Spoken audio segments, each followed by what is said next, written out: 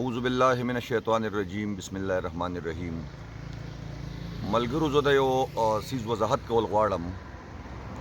زمونږ ایم ان ای صاحب جنید اکبر خان درې څلور ورځې مخکې د خوازخیله کې یوه جلسه وه او هغه یو متل چې هغه د سیاق و سباق نه هټ کر هغه خلکو مختلف ګروپونو کې شیر کو.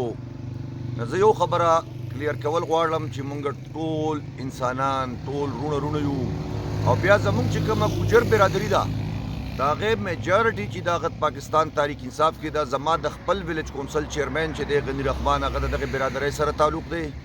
عیسی خان زمونږ بل ملګری دی، وایس چیرمین دی، د هغه د دغې برادرۍ سره تعلق دی. ملکنډ کې او په ټول کې پی کې او په هر ځای کې 90% ګوجر برادري چې د هغه د تحریک انصاف حصه ده. د ایم ان ای صاحب په هغې باندې معذرت هم کړی دی.